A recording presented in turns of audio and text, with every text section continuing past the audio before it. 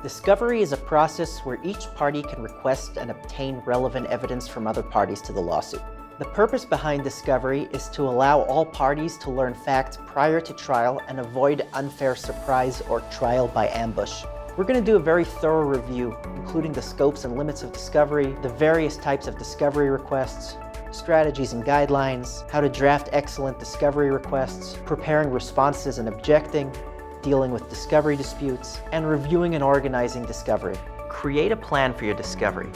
What are you trying to accomplish? Do you need additional facts? Are you looking to discredit your opponents? If there is that smoking gun document or evidence, it's almost sure to be hidden.